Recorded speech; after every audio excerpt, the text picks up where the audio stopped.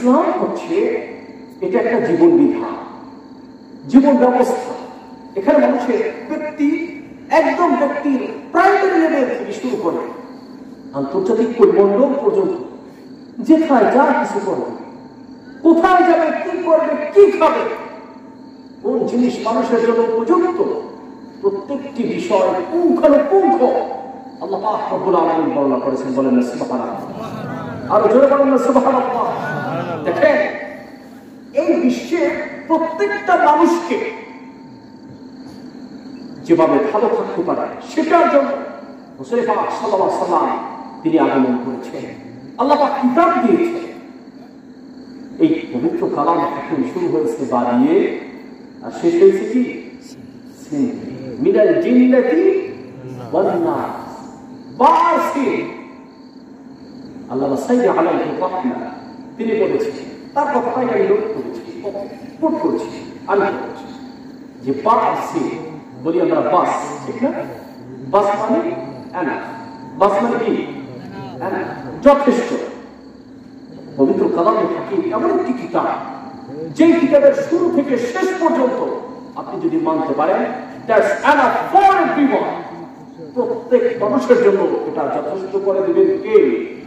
জোরে বলুন কে? আল্লাহ পাক রব্বুল আলামিন।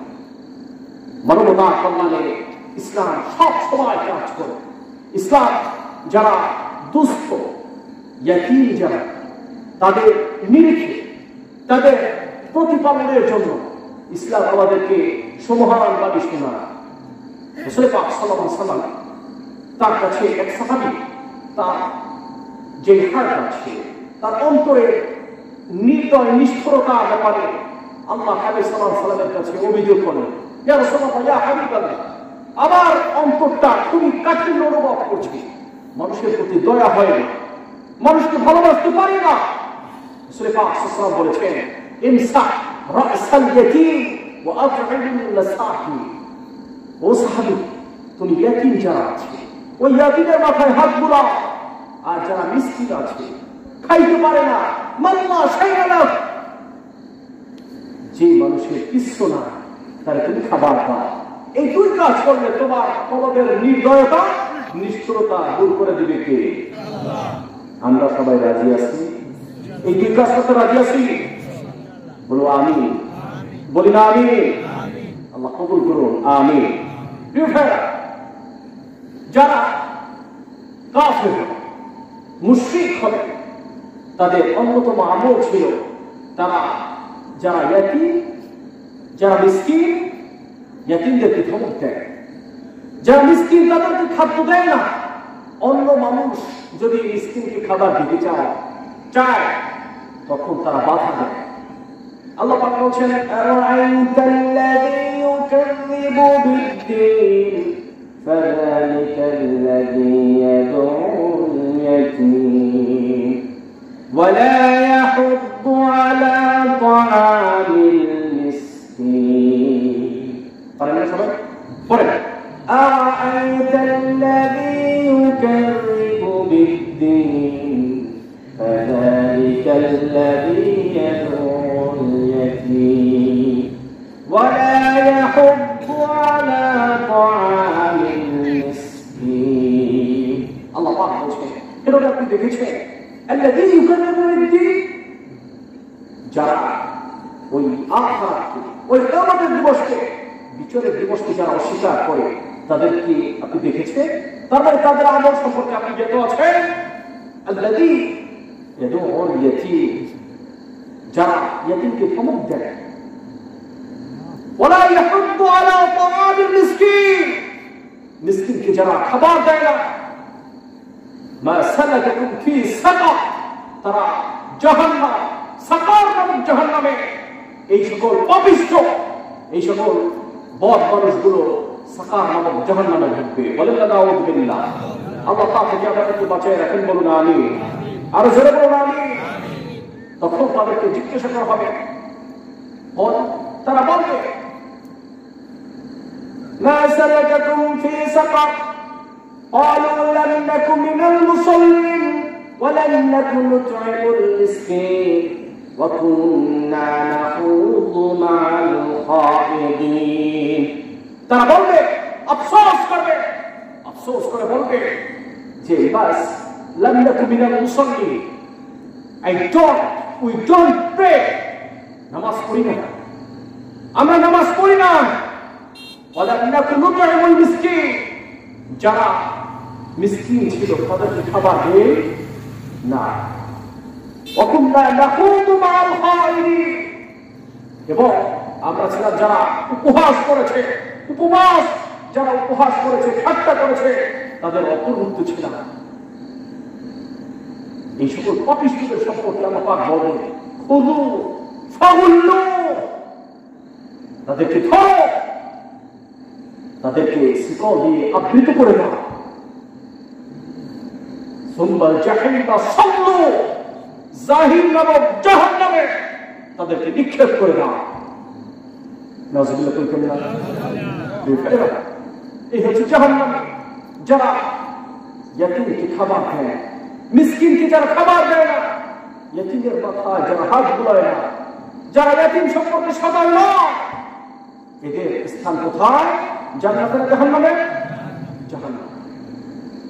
প্রিয় ভাই, রাসূল পাক সাল্লাল্লাহু আলাইহি ওয়াসাল্লাম বলেছেন, আনা, বুখারী বলেন, আনা ওয়া কাফিরুল ইয়াতীম হাকাযা فأشار بالسبابة والوسطى وخرج بينهما।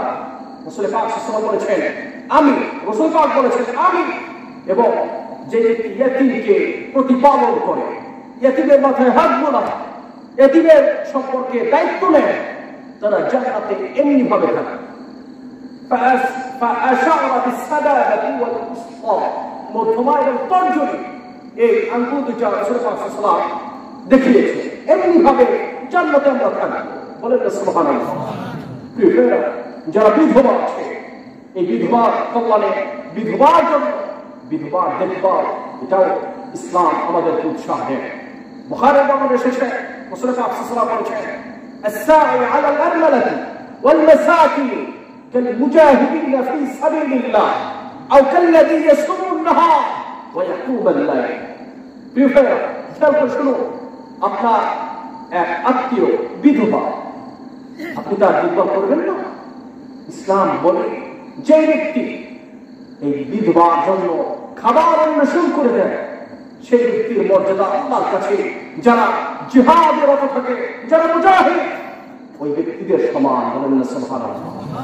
ওই ব্যক্তির সমান যে ব্যক্তি দিনের বেলা রোজা রাখে, রাত্রিবেলা তাহাজ্জুদ নামাজ পড়ে, আল্লাহর রাস্তায় জিহাদ করে, ওই ব্যক্তির মর্যাদা যেমন একজন বিধবা খাবার অন্বেষণকারীর মর্যাদা তেমন।